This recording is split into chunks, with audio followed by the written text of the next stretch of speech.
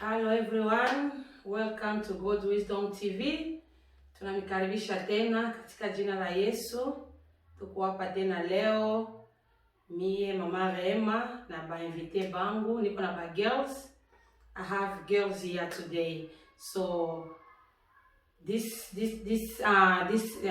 what I can say. Hii meeting itakuwa very hot because I know. Jambo wasikilizaji, welcome everyone again. Ni mie Mama Rema tena ku God Wisdom TV. Leo tena niko hapa, kweli najua ilikuwa siku mingi hatuonane kwa sababu ya circumstances mbalimbali ya maisha. Basi Mungu anatupatia tena neema, tuko hapa na niko na ba girls leo kama vile ushabaona pale. Ndio ba invite tuko nabo mu plateau and batakuwa na speak English because bazoe tena Kiswahili. So niko na ba girls leo, tunataka kuzungumza juu ya maisha. Kama vile namiambia kila siku, hii nchi tuko inabidi tujue kila kitu gisi kiko naendelea katikati ya bazazi na batoto, katikati ya makanisa na maisha ya nchi yenyewe tulifika hapo ndani. Pale pote utanifuata leo, so tufate kwa makini na ba invite bangu nitabamia watajipresenter bo peke majina yabo. Kila mmoja anajua jina yake, atajipresenter na tunamikaribisha sana. Partage kwa watu wengine hii video yetu ya leo juu isaidie mafamilia yote na bengine ba girls ba binti fasi nyingine mainchi mbalimbali. Karibu sana, karibu dada, karibu na wewe, sitataja jina me nitakukaribisha, nasema karibu na ujipresenter batu bajue kama wewe jina lako ni nani, na kisha wewe tamkaribisha na yeye aongee jina yake. Just speak in English. I know you can't do well in Swahili. Just try all your best. If you feel like speaking in English, you can speak, or Swahili speak. Welcome. Feel free. Thank you. Hi everyone. My name is Natalie. Yeah. All right. Oh, that's it. Okay. No problem. It's all right. Okay. This side again. And hi everyone. My name is Annabelle. I'm a minister of the same church as Mama Emma goes to. Yeah. Daniel Free Pentecostal Church. Yeah, and we're really happy to be here today. Yeah, thank you very much. So as you just heard them, beko ni batoto tunakomalisha mkanisa, ni batoto banampenda Mungu, banamtumikia Mungu. So njoo niko nabo hapo, sione kama tu ni batoto wengine mimi nalokota tu. Kubaita hapa ni kumaanisha kama vile ananiambia kila siku, hii ni God Wisdom. Tunaongea mambo ya familia, mambo ya kimungu, na hapa ni watoto bangu ndani ya kanisa. So niko nabo kwa plateau leo, tunataka kuongea juu ya mambo ya maisha yote kawaida. So Natalie, yeah. I will ask you my first question. When did you come in Australia? Were you born here or you came when you were young? I came into Australia in 2004. Okay. And I think I was about 7 or 8 when Okay. I came into Australia. Okay. Oh wow, that's good. You were a very little girl once, 8 years. Okay. Annabelle, what about you? Well, I wasn't as young as Natalie, but I was still pretty young. I came to Australia in 2007, and Yeah. I was around 12 or 13. Okay. Yeah. Oh, okay. That's kama vile mnasikia banasema ndio age balikuwa nayo abakuzaliwa hapa. So njoo tutena naongelea yote ile leo.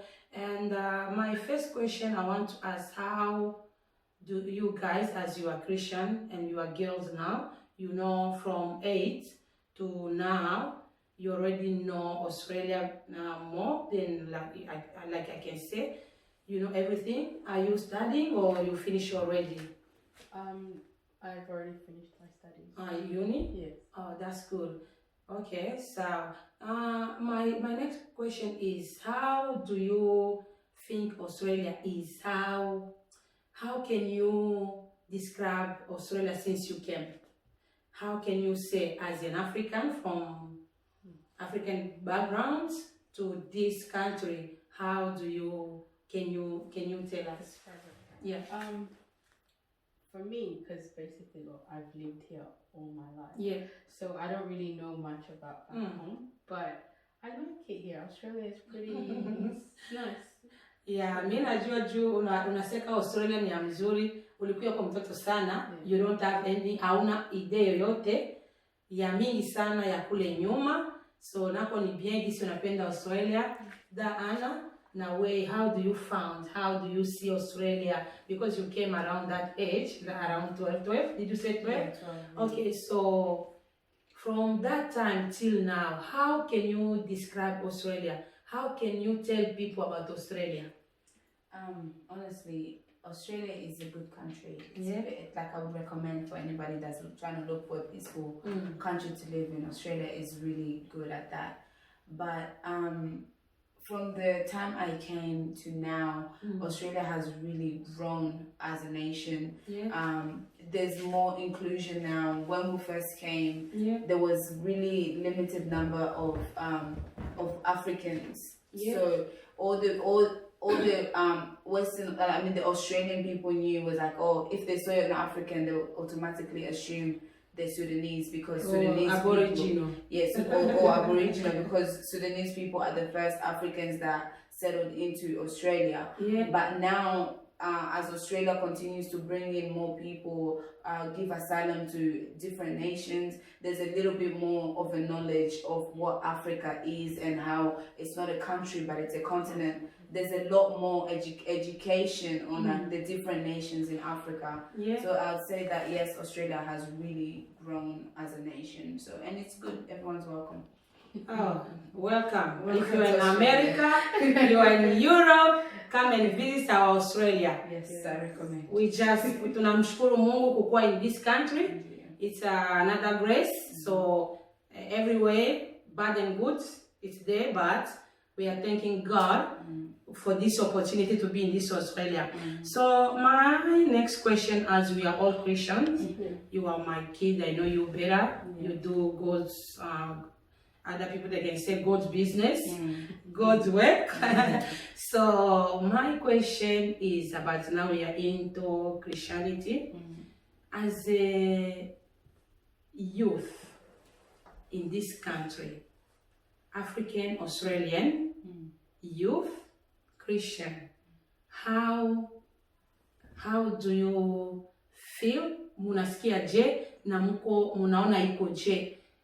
Batu banabeba Ukristo je as a young by youth kukuwa mukristo mwi country muko na iona je? Is that easy? People bana take like normal thing or muko na face some challenges? Karibu Daan. Well, for me, with my personal experience, being a Christian, Australia is not very, it's like a very inclusive country. Hakuna ile discrimination as a welcome Islam, welcome Christian. We don't have that. We don't experience that.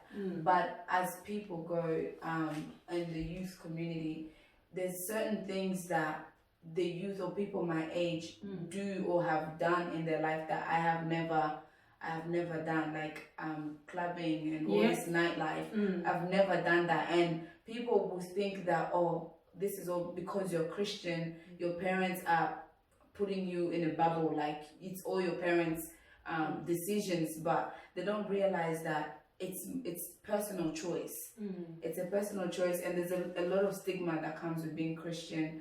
They think Christians are boy and righteous, or Christians are the ones that they're always there judging other people. They don't want to, they're just hating people because they're not Christian. And there's like a certain pressure that is put on us as a Christian, both from fellow Christians and from non-believers, because sometimes as a youth you want to find where you belong, you want to make your own decisions, but in your own community people will be looking at you, and if you make a mistake they're first to judge you, even like in the same Christian community.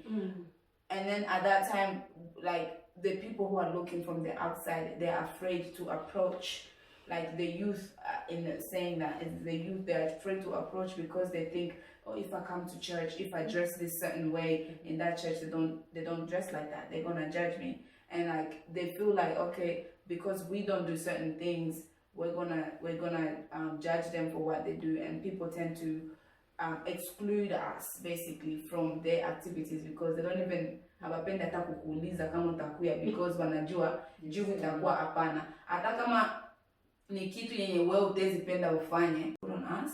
And so people just have this judgment about Christian and being a youth, and there like so many expectations. Cool. Now on the same question, I'll come back to you, Natalie. On the same question, unasema juu ya bengine, the way they are beko na beba ile situation ya kukua youth Christian. So bengine wanakuwa kind beko na banasogea nyuma, banamiacha saa bale because kuko vitu moja fulani yenye mwe hamufanye. So na abo, like you were saying, is in a African community or with bazungu ba rafiki yenu nabo beko na ile problem ya kumi approach because banaona kama muko into too much vitu ya Kikristo. So ni which race? Ni ba Africans or ni ba zungu? Ile itakuwa it's more by Africans. Njo biko na ile stigma. Like white people, bazungu, they're really understanding. They respect your religion. Like I have a lot of friends I went to uni with. Me personally, I'm a science, like I'm a science major. So I'm a scientist, let's just say, because I've graduated. I'm a scientist. So you have people come, oh, Anna, so now that you're Christian, you believe in God and you're a scientist, how is that conflict to you? Boy, wanakuwa na ile mind ya kutaka ba elewe, like they want to understand. Ayewe uko Mkristo unaenda kufanya science. Anataka I understand meaning, like what it means to be a Christian. Lakini bajene ya baki Afrika, tunatoka Africa na ile knowledge what Christian is. Mkristo ni nini? Ndio sasa tunafika huku tunakuwa Bakristo bali kwanza ni baporo. Boy vyako kukanisa from Monday to Sunday wanakuwa kukanisa. So ile it's more the African community that has that mentality. Okay, nakuelewa pale. Natalie. What can you say from those two questions I asked Anna? So how do you deal as youth? Uko Mkristo, uko youth. Na hapa kuima nchi tuko kweli batoto wetu tunajua kama muko mnapita vitu vya mingi sana. Unaangalia Ukristo na wewe ulikuwa uko mtoto sana. So uko nenda na kumana mwili hali ya Kikristo. Na kisha uko naangalia maisha huko nje. How do you deal with that? How your friends beko na ku-approach? Community uko naona je kwa ile ngambo? Youth and Christian in this country. Okay, so for me, first of all, I would say that just being a Christian itself in this society is hard. So growing up, I grew up as a Catholic. Okay. Yeah. And then I converted to Pentecost. Yeah. And from there, that's where my life changed completely. Yeah. But I'm not going to say that it has been easy, because it has been very challenging at times, because you do have friends, like Annabella said, like at uni, that you would talk to about God and Christianity and all that, and Annabella said that hers did not judge her, but for me, they were Africans, they were not white, so they would judge me according to like how I would do certain things and how they would do certain things. It's like they would invite me to go out with them, and then I'll say no, and then next time they'll never, like Annabella said, they'll never call me again, and then they'll just judge me based on the fact that I'm Christian. And they judge you. I know when you are a girl, I know how girls talk. Yes. So how are them telling you like, oh, you do is too much? What kind of way they use? So those who they stones on you. Kama unarudia munyumba, ulikuwa na bafriend yako, maybe it can be on the phone or school, anywhere. So some unakutana after dealing with that. Some unarudiaka kama vile Mkristo mtoto wa Mungu. Nini njoo natembeaka mkichwa yenu? I know you are youth, don't forget that. Muko baje, and I understand that because I was there. Nini njoo inaendaka napita mkichwa yenu? Munafikiriaka jo because you are here on behalf of other girls. because someone mko napita na mko napitia ma challenges yengine yenyewe you can't talk to us as parents. Kuba parents. So mnakuwa na deal nao peke bageli. Nini njoo natembea kama mkichwa senyewe mnakutana na ile majibu ya vile nini njoo roho yenu inataka naongea. Kwa wewe peke on that time. Decision gani yenyewe unasemaka let me do this? Well, for me, I know it's different for everybody. Yeah. But for me, first, Nikona, very big family. Yeah. It's very supportive. I have the people I can lean on. Nikishatoka kule people are saying this come Kristo. Mina fika munyumba batu niko nabo ni ba Kristo. They understand what I'm going through. I have friends, not really. I have other friends at church. Ule wa kule nje akini reject vile. I have these people that I'm gonna lean on. And I know like I go kila mtu njoko na ile same support system ya mimi niko nayo. So in a time like that I can imagine mtu mwenye hana ile support system saa yangu na akingali wa mpya Mungu Kristo. Kwa mimi siko wa mpya Mungu Kristo. Ndezi sema I'm growing, I'm maturing as a Christian. But baby go new to Christianity. Itakuwa very difficult kwa juu bale watu webiko na kuambia usha kwa Mkristo wanaanza kucheka, you know, but they are the people you used to call your friends, they are the people you used to call your family. Wengi wanaanza kucheka ukisema kitu basi utasema dada usha kwa Mkristo atoze ongea pembeni yako, you know. Mimi najua ile tezi it's like a heartbreaking to you. Kwa juu ukinga how you understand truly what being a Christian is all about, you know. Pale utezi as a newborn Christian, itezi kukuhurt, and that's when most of us tend to go back. Tunarudia nyuma kwa juu tunajua hii niko na nifanya alikuwa hata na benefits, but best friend wangu mtu mwenye nilikuwa nilitoa maisha juu yake anaanza nisema hivi like what's the point, you know. For me I feel like some people would experience that, and I feel like okay, kama ulikuwa kana drink before you became a Christian, unaanza tena pole pole, and then it will be 10 times worse. It will be 10 times worse because inakuwa too much. Everything that they will say out there, unasahau kwanza kama ulikuwa shaomba, unaenda ku comfort yako ilikuwa kaya zamani.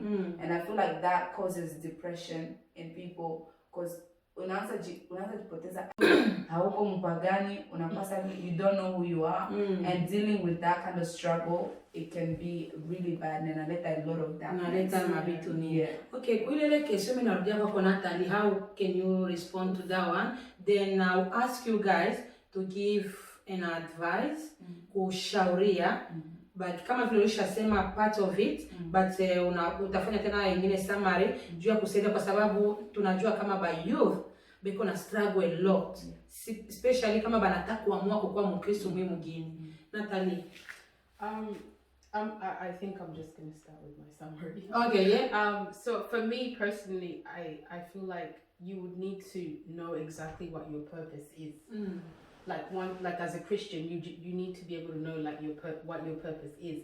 And it's like when those people are throwing those stones at you, it's like you also need to understand that those people just came into your life for a short period of time. And they were not meant to stay there. So and obviously God knew that those were not supposed to be in your life. So that's why, you know, you get all those backlash from friends. But for me, it's like whenever I would hear those things, I wouldn't really think deep into it.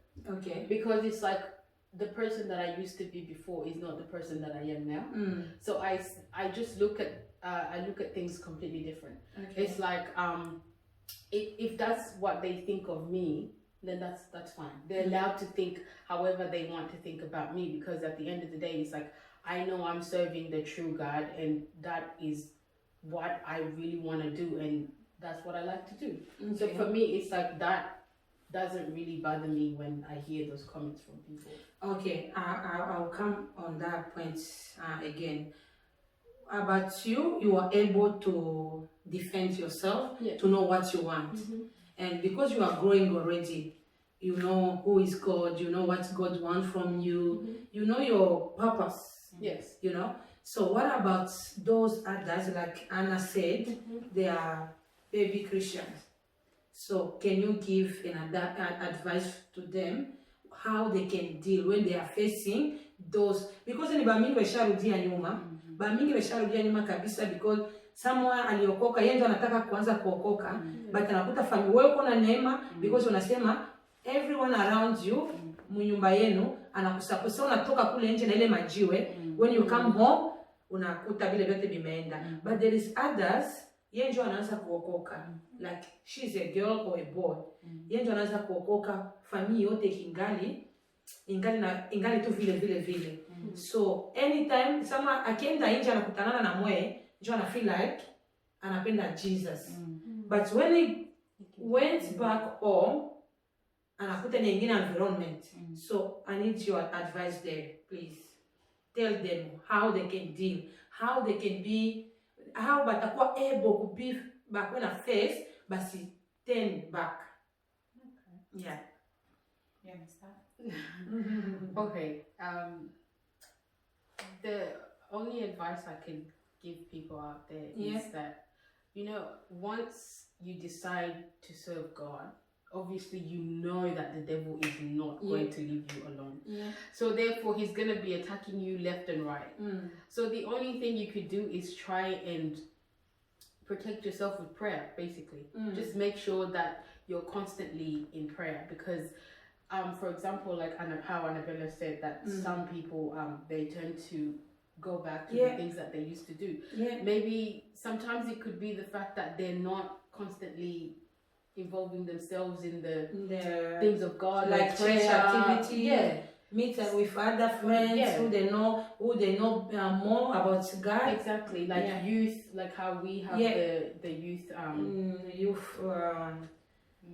youth meetings and all the youth activities. Something like that would definitely help, because I know that that's something that has helped me with a lot of things. Not mostly like my confidence and just being able to continue and to grow in the work of God as well. So I would encourage a lot of people to try that and just keep praying no matter what. Okay. Yeah. Annabelle? For me, it's, if you're new in this Christian life, it could be really long and lonely. It's like a very long people that can help you. So if you're a beginner, no shy, find at one person in your church. Make sure you attend church regularly. Regularly attend church as well. Don't just say, oh, I'm Christian, I can pray at home. Yes, prayer at home, individual prayer is very good, very helpful, but you also need support when it comes to praying, especially when you're new at being a Christian. We don't know how to pray. We just think that, oh God, I don't know how to pray, how am I going to do it? So maybe seek out a mentor and someone. It might be a youth like yourself, but you have to make sure that person is solid. Miguu yake yote mbili iko ndani ya Mungu. Kwa juu ukikuwa na ule mweko iko in and out, na wewe vile ndio utakuta uko na komala na uko in and out, you're not really growing, because mwenye uko na look for as an example, haiko grown. So they can't teach you anything that will help you, because themselves they're not applying the same strategies. So I would advise you to find someone, maybe your pastor, maybe your youth leader, maybe anybody in your church that is solid. Admire. You say, I love the way this person works for God. I'd love to get there one day, because we all started from somewhere. So seek out that help, especially kama uko peke mnyumba yenu mwenye una believe in God. You need that support. You need that outside support. You need to know that you're not alone. And where are you going to find this support if it's not at your church? That's always going to be your number one support. Na kama hauna ile church that you call a home, find one, because God will always lead you to a place where he needs you to be. In order for, because God doesn't call you just so you can sit there and just na title ya Mkristo. No. God calls you so you can minister to him, or for him minister to his people. So kama unakuta kanisa yenye uko amo, you don't feel like aukomale, you feel like I'm wasting time here. Go find another church. That's advisable. Go find another church, and I bet you when God tells you this is your home, stick there, utafute ile msaada Start with the church elders. Find anyone that you can trust among them. Yeah. Talk to them. Mwatakusaidia, mtaona sasa huyu mtu ndezi muongelesha atanisaidia kukomala. Talk to that person, build that network, because we need the network in order for us to reach, because we all have the ultimate goal, and that's to reach heaven. And it's a personal journey, but at the same time unahitaji batu wakusindikize. Yeah, unahitaji msaada kusindikiziwa, because if you're gonna be home banakuwa na tear down, you need somewhere there where you can go bana build up. So when you're at church basha build up, unaenda kunyumba unajua, oh, I'm gonna face this again. At least you have that support system. Ushakuwa na ile maneno walikwambia ya kukubuild. Draw from that. Uendelee najikumbusha, oh, mtumishi wa Mungu alisema niko hivi. Mtumishi wa Mungu alisema niko hivi. Hata kama wanasema hivi kunyumba, at the end of the day, this is what is valuable to me. This is what I want to pursue this. Bikinishinda, Mungu iko pale, hakuniita for no reason. Just remember that you are not called for no reason. Every single one of us has a purpose. And it's just time for you to find yours. Okay, tunasikia wasikilizaji wenye mtatufuata fasi yote kama vile nilimiambia, niko na ba youth, niko na ba jeune, niko na ba binti. Bana nilipenda bakuye leo kwa sababu kuima nchi tulikuyaka batoto yetu ba jeune beko na pitia bitu mingi na bazazi beko na ignore, beko sa vile benyewe abatake kujua sana benye batoto beko na pitia, na njoo maana nilipata leo kama niongee na ba jeune tujue namna gani batasaidia ba jeune bengine juu ya mambo ya maisha yote ya masomo ya kanisa ya kuamini ya Ukristo. Na shauri bametoa wote wanasema kama ulishaokoka ndio utakutana na watu wenye hawayaokoka, lakini wewe kama umepiga hatua kweli kumfuata Mungu, ujikaze, uendelee, usirudie nyuma tena. Angalia gisi unampenda Yesu, tafuta mtu mmoja atakusaidia kama huyajua sana. Hapana kurudia nyuma, ufuate tena babezako balevi, ufuate tena bavutaji, ufuate tena bambaraga. Wanasema hapana, focus on God only. Basi njoo shauri bametosha kuile fasi kama vile ba Kristo. And I'll come back to you again, girls. Is this issue is the same to the boys, or only girls are facing this situation in any around the world? It's only girls or boys also? I know you amutajua vya boys too much, but at school you have go through the same thing. I think boys might go through worse. Yeah, worse than us. Because I know someone from our church that has gone through exactly the same thing that me and Annabella went through, but in a much misidea, because as you know, first in Australia only English. We as your parents, English hatukutoka nayo kwetu. Some of them yes, but majority never. No English. Tunalenya nayo hapa. So kuko anything enye munaonaka enye munasema our parents bangekuwa natusaidia kama mwinji asenye mwe mko nakutana na mabitu fulani kule kuma masomo balikuwa nibeko na kuya na baba tasomo. So munaweza kutupatia siri mwa secret mwa au advice mwa fulani akisema ba parents bote pale nje, kama unaona mtoto wako iko hivi umsaidie mwinjia, au just advice yetu sie baba young tunapenda mwe ba parents betu African parents mumaichi yote ya kigeni muko na tusaidia kasi batoto yenu kui modele. Just anything that you can feel like kuambia ba parents. This one is parents.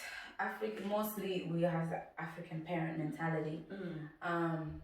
For me, once again, this is not from personal in general, like just this is not personal experience. Muko hapa mnaongea ku bengine bote, maybe uliona somewhere around. For me, my parents do the opposite to what I'm about to say. So I'm gonna say, and for me, what they do works for us, because I have siblings in the works. I feel like a lot of African parents don't know how to express love towards their children. Okay. You don't know how to show your children that you love them. Unaweza kuwa na changa na Kiswahili juu si tunaongea kwa Kiswahili.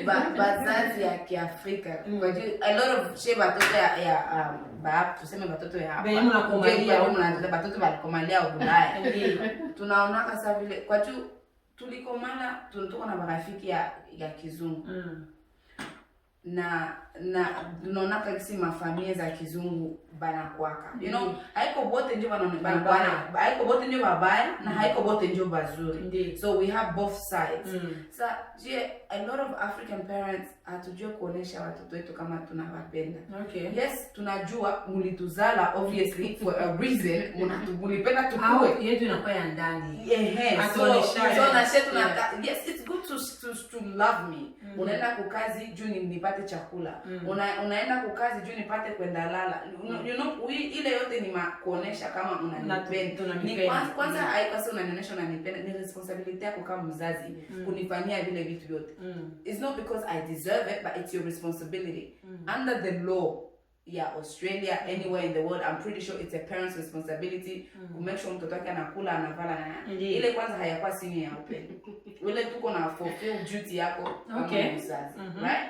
So me advice ndezi patia wazazi ku bridge the gap because there is a huge gap. Okay. Is ile muoneshe mtoto wako kama unampenda. Can you repeat that huge gap in Swahili? Huge gap manake kuko distance ya mnene sana. Kuko umbali kama mkiswahili kuko umbali kati ya batoto yetu na sie bazazi njo dada ana iko naongea. Yes, so me ndezi sema bazazi ya mingi ya Kiafrika amkwake barafiki ya batoto yenu. Okay. Especially ba mama na badada like this one, a mom and the daughter. And if you see families za bazungu, the mom and the daughter are best friends. Okay. They go out shopping together. They go out to lunches together. Lakini mimi nikiambia mama Kiafrika, let's go out to lunch. Kuna tafuta nisha makuta. Nipate makuta niziweke. You know? So it's haikosema niko natafuta niaribishe makuta. Unataka kufurahi. Ikuwe nile muda pamoja mama na mtoto. Na kitu ya muna miss kama ba mama ya Kiafrika. Ni unajua ile wakati sasa mko close na mtoto wako. Munaenda kwa ile lunch kwa papa haiko. Mtoto wako atakwambia kila kitu. Vyote vya iko napitia kama kuko kagaso iko namsemesha. Mama kuko you know kwa ile outing ya vile. Hata kama haiko outing, me and my mom spend a lot of time at home together. Saba dogo yangu tuko kwa masomo. I took that opportunity tunaongea na nikisikia katika mambo nilisikia kule, nilisikia hivi na hivi ni kweli. Ataitika takatala ona kama ni private Mr. ongea vile wala nakisikia nilisikia ugaso njo moshanza toka ni kweli lakini a lot of African parents hatukwake na ile tunakuwa quick to judge. Okay. Nilisikia wewe mtoto liko na kusema kule hivi na hivi hautaniuliza kama ni kweli kama ni bongo unaanza tu nitombokie huko na anisha reputation ya familia kule nini na nini na ile inatuma a lot of us girls tunajifungia ako ma problems zetu. Okay. This is a testimony that I have. Like, I grew up here. I grew up kuona mafamilia za wengine. Me and my mom didn't always have a great relationship. Na ilikuwaka when I was 15 or whatever, nilikuwaka very rebellious. Okay.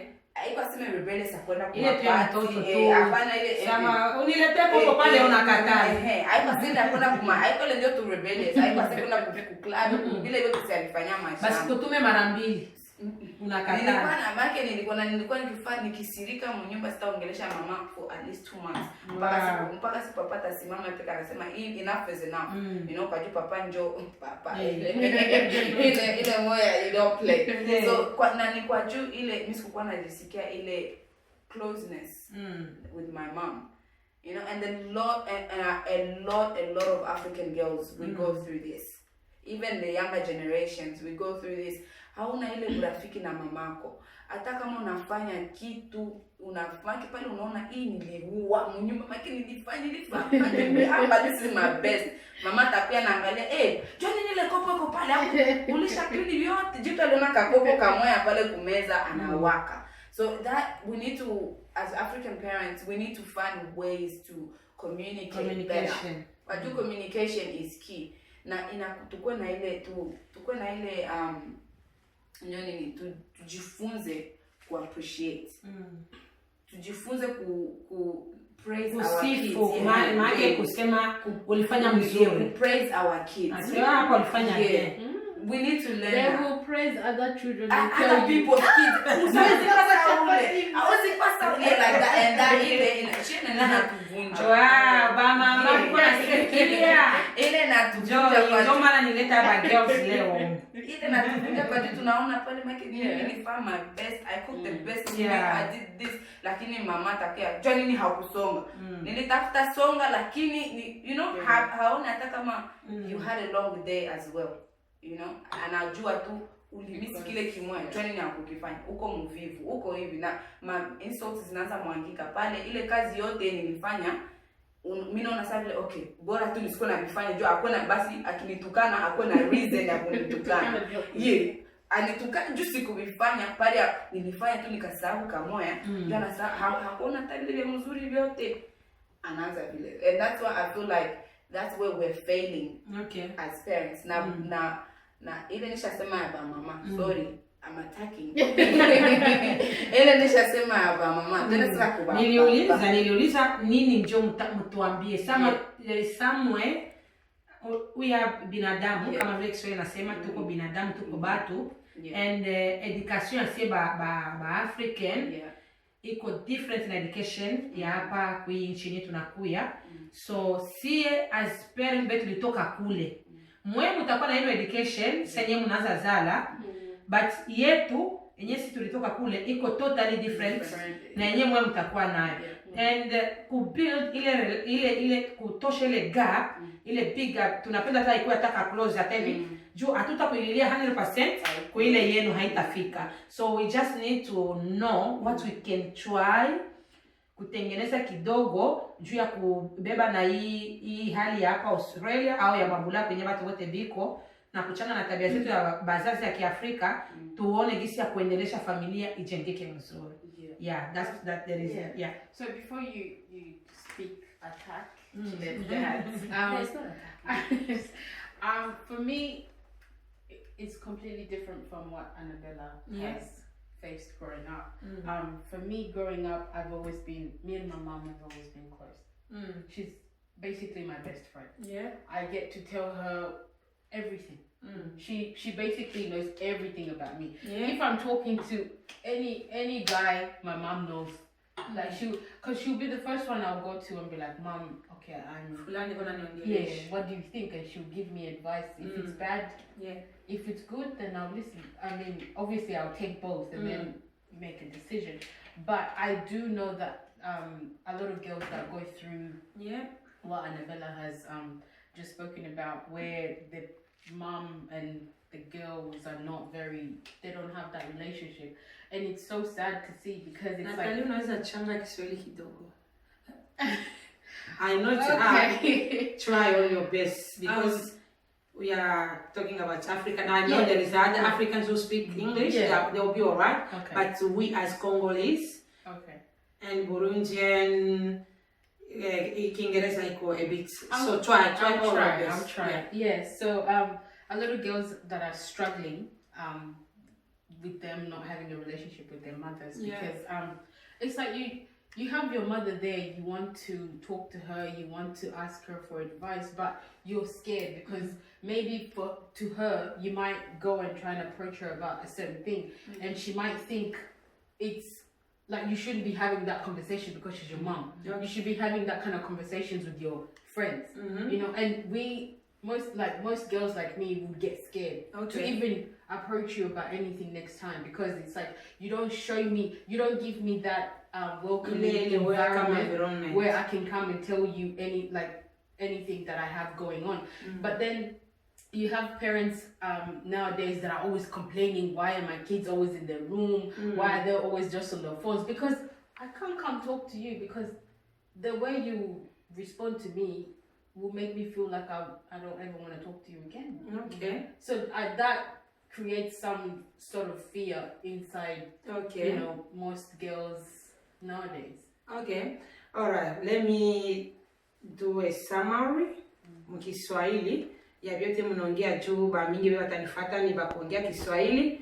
So badada banasema tu niliuliza ulizo nini banaweza kutuambia si bazazi wetu tukia na watoto huku tunabakomalisha watoto yetu tuko na balea na bobi kuna na komala nini njoo wanaonaka iko kama vile shida kidogo kati ya si bazazi wetu toka Afrika na bobi wenyewe wanaanza komala na hii maisha ya mabulaya nafasi yote yenyewe huko.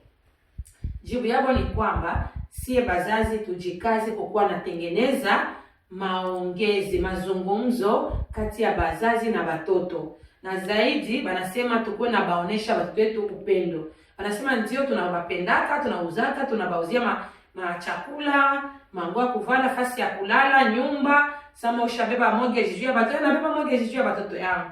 Lakini banasema tuna miss kitu moja, tunakosea kitu moja na ile kitu ni nini? Hatukwake na ile nguvu ya kuonesha ile upendo yetu kiwazi wakati banapenda na boba tusogelee. Na kweli kabisa ile ni hali yetu sie ba Afrika, lakini banaomba kwa juu ya vijana sio kama gonjwa wamepitia, bali kwa ajili ya gisi banatembea na marafiki, banasikia huku banaongea hivi, ile ndio shida ambayo iko mu community zetu za ba Afrika kwa nchi ya Bulaya. Watoto wetu wako nateseka na maneno ndani ya roho, abajue nani watenda kumuongelesha. Mama yake iko kama vile mgeni, baba yake kama vile mgeni, jua nini tuko tu authority. Tuko na ile autorite ya nguvu enyewe hautapenda mtoto wako akusogelee akuambie wenyewe viko kuro. Na njoo kama vile shauri kwa bazazi bote tupime ijapokuwa tuko na distance mrefu tupime hata tuisogeze hata kidogo kwa batoto wenyewe tuko na kumalisha kuima inchi tubebe mwaka mentality ya bazungu banaonesha kwa upendabo ya nje ya kweli wengine ya kweli wengine ya bongo lakini na si tubebe bya mzuri tuongeze kuile kidogo juu tusaidie batoto wetu juu deja wanakuwa muhii inchi mainchi mbalimbali ya kizungu beko naangalia na bo mentalite ya bazungu ijapokuwa si hatuko sana kule bati tupime kwa uwezo wetu kubasaidia batoto wetu kukuwa na baongelesha kukuwa na bafelicite kama wanafanya kwa msura lisukula hata kama hakukoropa msaidie mwambie mama akushukuru kwa kukoropa lakini ulisahabu kunani kusukula na kushukuru kwa sababu litosha mango kulukamba merci lakini kumbuka kitchen iko buchafu sana unamwambia like mtu njoo banalia sana watoto na sie bazazi kweli tunapenda watoto wetu bakwe active but tukue najua the way of talking to them.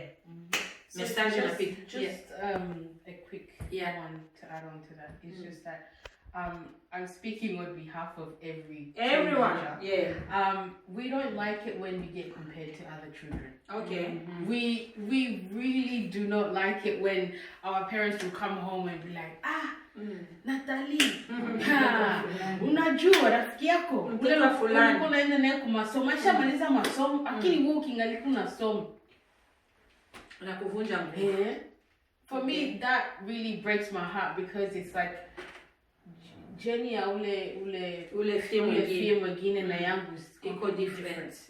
Purpose yake ya maisha na yangu iko different. Kama ile ilikuwa time yake, that's it. Okay. God bless alimubariki. But na mie time yangu itakuwa.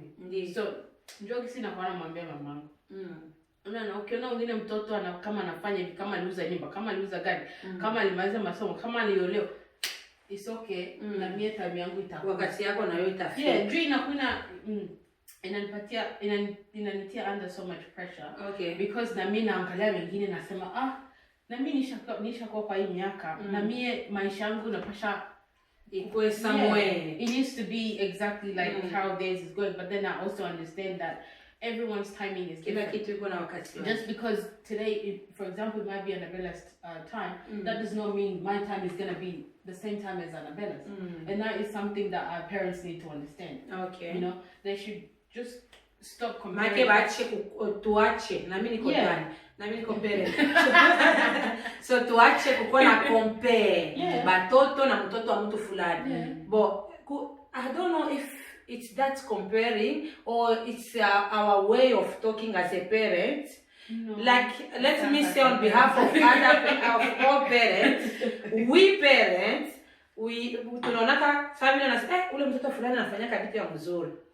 Then I want my child to be like that. Sasa mimi mimi nilikuwa na uchikaze na wewe mama, uchikaze na wewe kaka, angalia fulani hivi na hivi.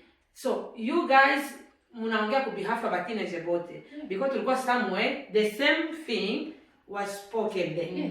So tukue na kuya je, just tunapenda mufanye my best. Yes, I understand. How can we talk, can we express ourselves to our girls or boys? Sasa tunapenda tumwambie, encourage afanye the good things.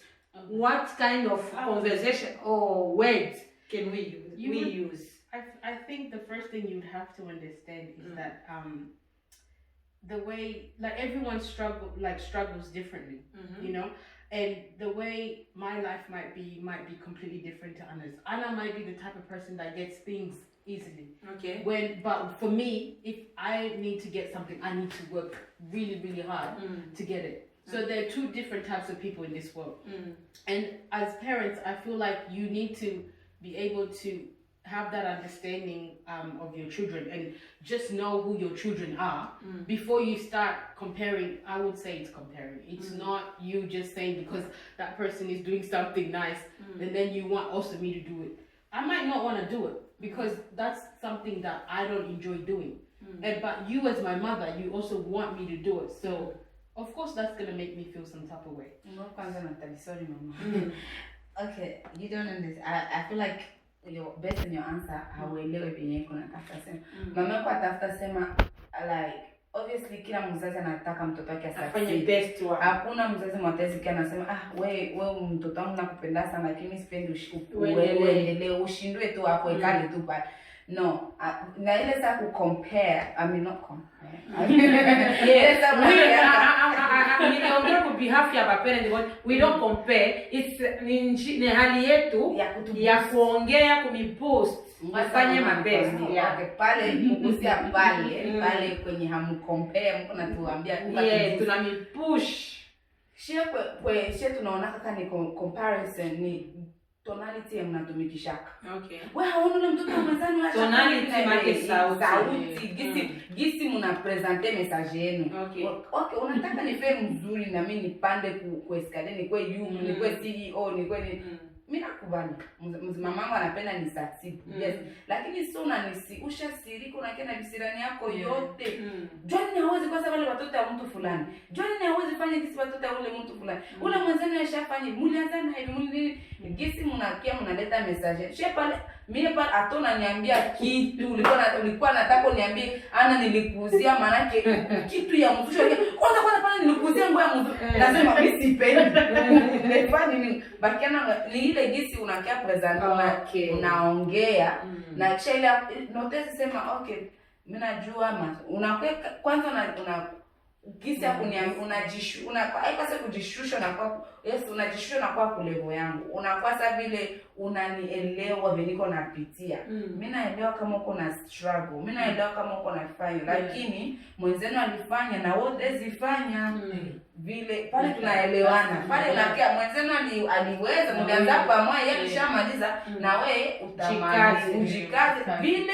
Lakini ukikisha niambia mwanzoni mlianza naye ni moya alishamaliza wewe unafanya nini kwa sababu unaenda fanya hivi na hivi inausomake mzuri unaona pale tunavielewa tofauti. Okay. Nikamwambia Natalia alimaliza dada na wote amaliza tu lakini ujikaze ufanye utake seriously ufanye hivi pale unaniongezea mashauri. Most girls, for example, if like the example I'll use is like university, because it's something that's very, very, very hard. Yeah.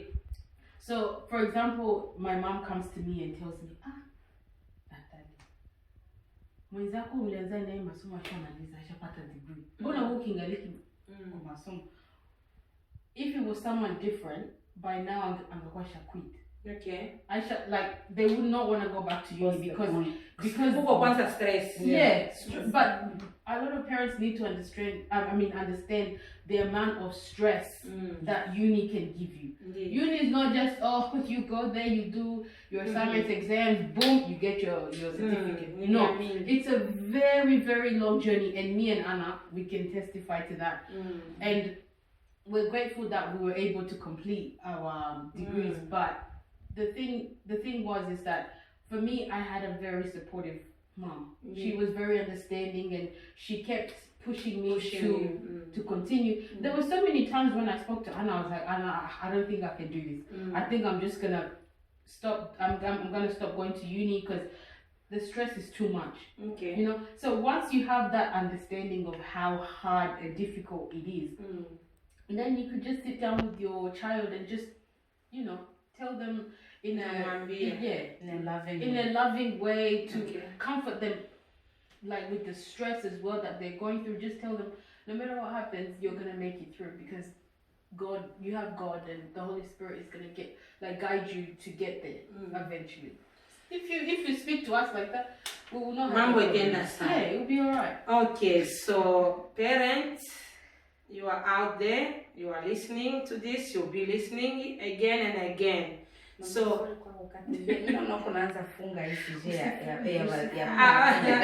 hapana, so tutavuka kwengine yenyewe niko na kameramene wanaanza nisinyale kule asema time is up. Iya bazazi kwanza mbele tumalize, yengine advice moya ndapatia bazazi ya Kiafrika. Tuko na kumaanisha batoto banamuke na banaume. Lakini kisi tunalea banaume, haiko jo kisi tunalea banamuke. Especially mwa hii society yetu tuko nayo. Okay, mimi naelewa saa nyinyi mlikuwa na komala maybe kazi zilikuwa katu banaume ndio tunaenda kwa kazi. Ndio mnakomanisha banaume yenu musome. Banamuke mnatukomanisha tukue babibi ya watu. Juu babibi ya watu habatumikake kwa ile matanze wakati mlikomala. There were a lot of housewives. Ukisikia kama mama anatumikaka ni tabu. Mama anaenda kukazi. Baba anakuwa anafanya nini? Nini you know that. Lakini si hii generation yetu mama, baba, batoto, kila mtu kwa kukazi. So hautanikomanisha tena gisi kuna komanisha bibi wa kukala kunyumba. You're not grooming me. I didn't go to uni. I could put pressure on me to become a doctor. Juni kwe doctor kisha mimi naolewa, mimi nakuwa stay at home mom. Mr. Estetika. But the way you raise the girls, ukingana tu na ile mentality, learn how to cook, learn how to clean, learn. I don't have a problem with that. Unanisaidia. Juni kisema leo mimi natoka mnyumba bazazi yangu, mimi nazaishi mimi peke. Sitakuwa natafuta sete kawe kila siku. Mimi najua piga. Mimi najua piga. Lakini kaka yangu alisema leo anatoka mnyumba anaenda ishi peke. Kaka yangu hata kula ugali mnyumba. Atakula akesa wetu wala anakuwa anaenda kwa mama kila siku. Juu haiko hana ile yote hajue. Na tena tunaniti ku understand. Yes, atawaka. Maybe hatatoka leo wala kesho atangoya aoe ndio atoke. Na kiwa tena saidia bibi hao atamsaidia aye. Sasa bibi kwa maternity anagonjwa ndio hatutakula bibi yangu kwa mgonjwa twende kwa mama. Haitaeleweka.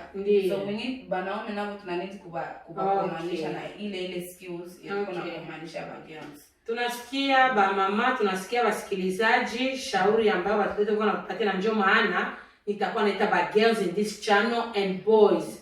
We need to build that relationship. Msichoke, mtakuwa na baona their first one and they'll keep coming.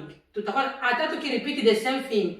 Tunataka tu tuende tuvunje vibambazi vimoya juu tufikie lengo mwa fulani ya maisha kwetu, si wenye tulileta watoto na kwa bobo wenye watenda na komala na kuolewa kuima nchi yetu kwa ndani. Somo mwishakuwa around, let's say I'll start from 20. Mwishakuwa pale and I don't laugh, just average. No, we are there. Yeah, okay. So najua we Africans, like we parents, tunapenda isikusha mamaliza masomo muolewe. Muolewe tukule mali tuimbe li. So tunataka kuongea juu ya relationship muii mabulaya. How do you found it? Relationship mubulaya. Kupata fiancé mwenyewe eko munaona kajuna leo mnakutana naka na babozi wanaambia wanakupenda nini? Banakuwa serious. How do you je mnaweza kuongea juu ya baboys? Bali bebe banakuwa mu age ya kupenda kuoa. Mko naona that generation, mko naona je mweba girls are them serious or banakuwa kana bo banapenda bapime? Because boys are saying you girls you are trying to get married but you are not deciding to be married. Yeah, to stay married. To stay married. So uniambie pale relationship in this country Australia or all around mwi mainchi ya western countries. So iko je ma relationship ya kuanzia mfiancé. Jo pale tutazia we are Christians. So kwetu utatuletea ni fiancé au utatuletea boyfriend. Okay, how do you deal? Okay, it's very difficult because as a Christian, you would want to marry someone who's a Christian. As a Christian girl, you would want someone who, personally, I want a man who is gonna help me continue to grow spiritually. Lakini, in this my generation, utamtoa wapi? Kwanza, utamuona tu wapi? Like, where you gonna see them?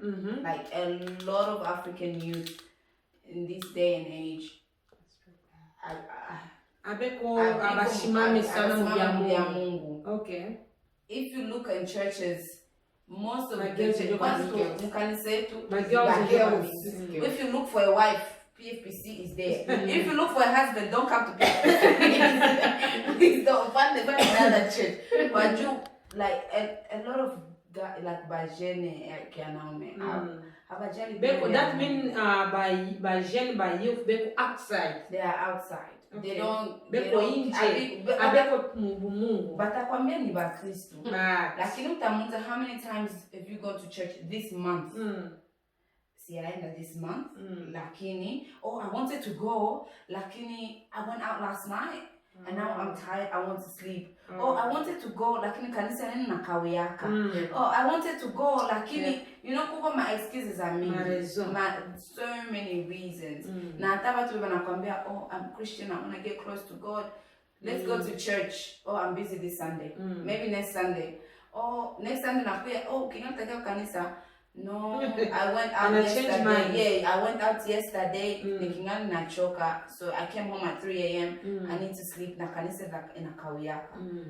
The preacher yells. Okay, okay. So nakia kanisa na bado bali manage kufika kwa kanisa, banakwambia abudu Mungu.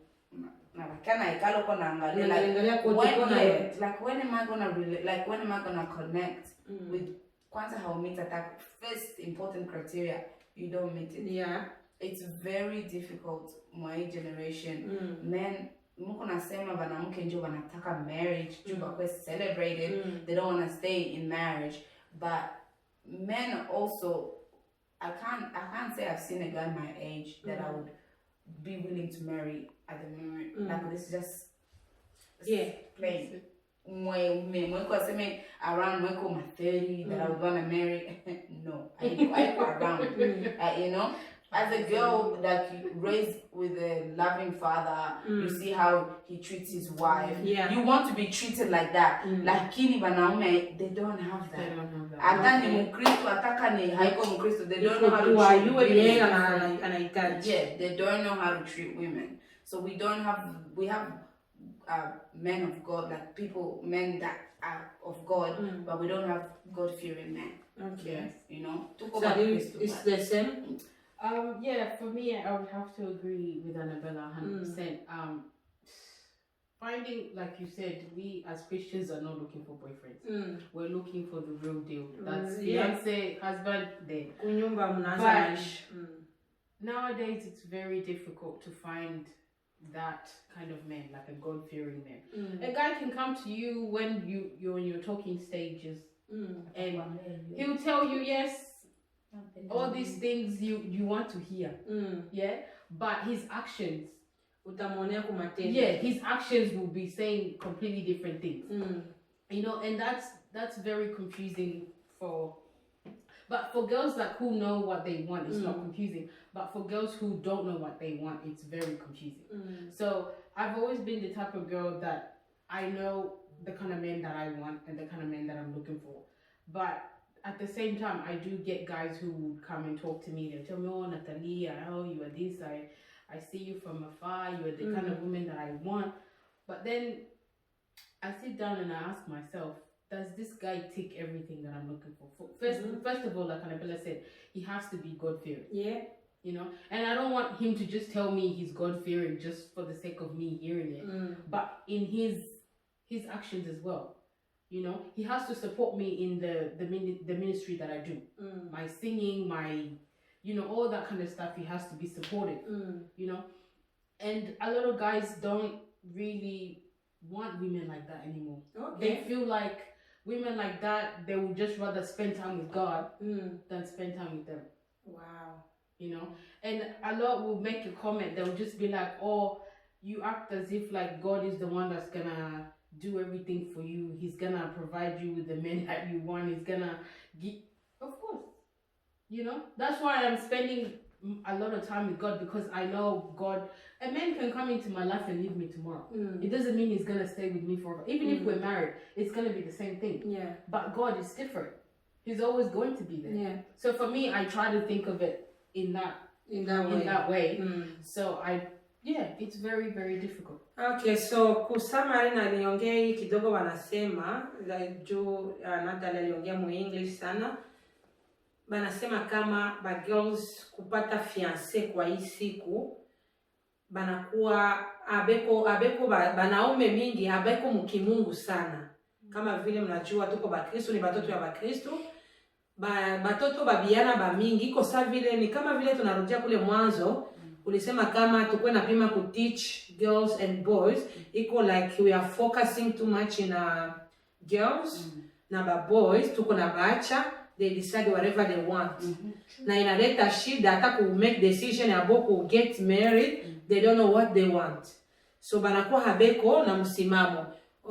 Kumbe babinti bote bamingi banajitia sana kuomba mubitu vya hata mafasi tunonaka ba mama njo bamingi baba kidogo vile na vile. So ile meleta shida bapara bazazi be mtanifata tukwe na saidia batoto wetu banaume nako bakwe na penda Mungu. Kama uko Mkristo wa kweli usaidie, hata kama hauyakuwa Mkristo sana, muoneshe mtoto wako maisha ya kawaida, maisha yenyewe na stahili. Je, ataishi na bibi? Je, ataishi na watoto? Umufundishe normal life. Je, atakuwa supportive? Je, atakuwa mtu wa kusaidia? Ndio kuokoka ni kitu wengine tofauti, but mtu kwanza anaoka na ile basic ya maisha. So watoto wetu ba wanaume tunabaacha sana nje, atubafundishe kwanza maisha kawaida. Baada ya masomo ya makazi hatubafundishe je wanaweza wakaishi na mabibi ndani ya manyumba. So in the same question, because we are finishing, ile the first ile ya my relationship, do you think kufatana na ile batoto yetu baba naume beko tena too much serious inaweza tuma ba girls wanaanza olewa na bazungu?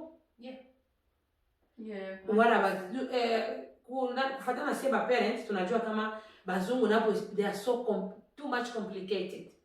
Eske unaweza kuona ile inaweza kuwa njia yenyewe watoto wetu bagirls wanaweza kuwa natafuta bazungu sasa kuolewa na white men are more understanding. They're more catering to a woman. Tomorrow but they get married today, tomorrow they chase you out. That's just ile ni African nabo tuko vile. Tuko vile wasemaka ukioa mtu mwenye iko same tribe as you mtaelewana. No. Ule mwa tribe yako ndio atakuwa na kutwanga usiku na mchana. You know? So ile ya kusema white man ni yes tuko na wale ba mbaya na ba mzuri. In every nationality, every single human being kuna kwa bazuri na babaya. We can't just generalize say banaume abazungu njo dead finish.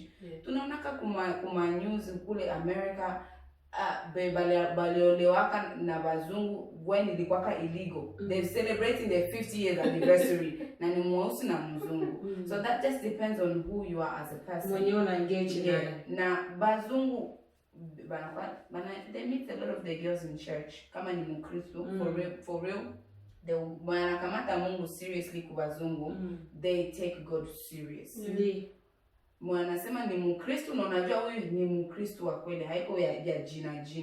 So ile banaume ya Kiafrika kama hautaki kukamata serious na priority ya fie ni Mungu, wao hutaki kukamata Mungu serious. mwanaume wa kizungu akikia na approach na anaona kweli huyu kweli ni mtu wa Mungu, bataina. Okay. And that soon utaona ile interracial relationships zinaongezeka because njo njia wanaume ya kizungu ndio wanaanza approach bafia ya Kiafrika sana because nao washaona Valeria ya African girl. You know, they know the value. Kama wanaolewa maki wanaenda kuolewa genuinely. Wanajua value, nikioa huyu atajua nipigia kwa juu nao washakuwa educated kugisi African girls are wrong. You know, are raised wanajua. So now enjoy ile ukiona bananza approach make, you know, this one bamwe watakewa nao ina ile ma pretense, mwanaume ni mwanaume, mwanamke ni mwanamke. We all have zile vitu vya ndani, hatuwezi changer no matter the color of your skin. Kama ni play games na watazi kana wana play, kama ni take seriously batakuwa, but majority gisi dunia inaanza endelea, a lot of interracial banaanza kwa bata ya mingi, unaona ba Afrika ba mingi banaanza kuolewa na bazungu. Yeah. Okay, so tunashukuru Mungu. Natalie, do you have something to add? No. Alright, tunashukuru Mungu juu ya so that is giving you shida ya kuchoose who is the best for you. Unaweza sasa ile nakuwa, do you think inaanza kumipush like mnakuwa nakatala kila ule? Yeah, pretty much. Yeah. Mnakuwa nafikia this is same one. But one day nilikutana na garçon alikuwa bado yaoa, but na aishaoa, alinibeba mgari yake anarudisha kwa nyumba, akaniambia kama because of too many divorce mwinchi anakuwa nafaka kiona anaanza fata fie sana na baadhi zake bana break yena anaacha kwa anaongeza another 2 years ya kuchunga ku wait because anakuwa ana get scared, na kilo yake ilikuwa nasema asemwe by girls ndio mko tena serious. Kama mnapenda kuolewa, mnafanya tu mko too much in wedding and engagement party, so you can put your video on YouTube and stays there. After that, mnakuwa mbyengine, you start claiming child support or whatever. So but boys pia banakuwa scared about girls. What are you gonna say? So for me personally, I feel like this guy might be just talking from one perspective. I don't feel like every woman wants the whole big wedding celebration. As for me, I want something very small, simple, very simple. No, I don't want the whole everything YouTube or this. No, I want something very simple. And the fact that he's saying that, I feel like like you said, he's now married. Yeah. So therefore, he's met the right person. But he could have been saying that because he hadn't yet met the right person. Okay. So that's why he yeah. But okay. Anna, do you think so? We're finishing. Mimi naona sasa vile banamuke ya mingi basha choka kuwa treated like they don't matter. Okay. Now bananza, I know a lot of girls are playing the same games as the wanaume bananza play. Okay. Ile ya mwanaume kucheat, bafia ba mingi bananza cheat. Wow. Ile mwanaume ku have multiple partners, sababu uko na huyu uko naona bafia ba mingi na wanaanza kwa because ile gisi banaume walikuwa na by treat ba mingi yao wanachoka, now wanaanza if he can do it, I can do it. I don't see why not. Na ile yeye kusema banamuke mingi wanaanza ile ma big weddings. Yes, mimi nasema a lot of girls do that because competition. Unataka na wewe usikue mimi ndio tukasema yangu ilikuwa cheap. Na wanataka waonekane big. Na ndio ile na ile nako na kwa moyo wako ba boys, they want just to stay there because you girls, boys beko na lamia kama you are putting them in too much stress because mnataka ma big spending wedding. Yeah. Ile na haiko kila mwanamke, ile ni Natalie gonna check. Ile ni individual. Okay. Yeah. Well, for me, I've had a guy where we got to a stage where things were serious between me and the guy, and we started talking about that stage of marriage and stuff. And then when that whole marriage question came up, he was like, marriage? Don't worry about marriage right now because. And then he thought that what I wanted was those big weddings just to show off. And I said, no, I don't want any of that. We can even just be my family, your family, that's it. Finish. Like the white. Yeah. But he thought where I was going with it was that I wanted something very big and he had to pick his pocket, you know? But, to spend. Yeah, to spend a lot of money. Yeah. Because what he said was that he said to me, he's like, you're not cheap. You're very expensive. Wow, you see? So for That's me, how it is. For me, I was like, but I don't want much. I'm not asking you for much. As long as we have each other, that's all that matters.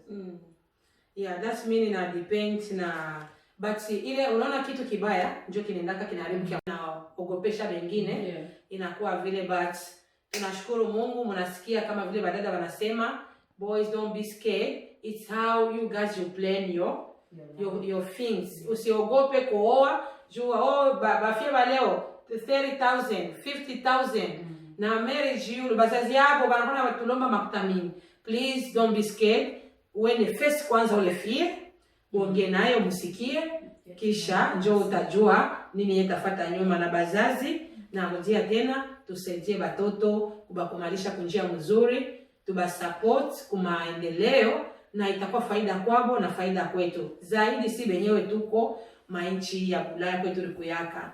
Tukienda mu distraction, busy makazi tunacha watoto nyuma, tutapoteza this generation. So we need to do all our best kukuwa ba good parent, kusaidia kwa ile nguvu yetu pamoja na nguvu ya Mungu.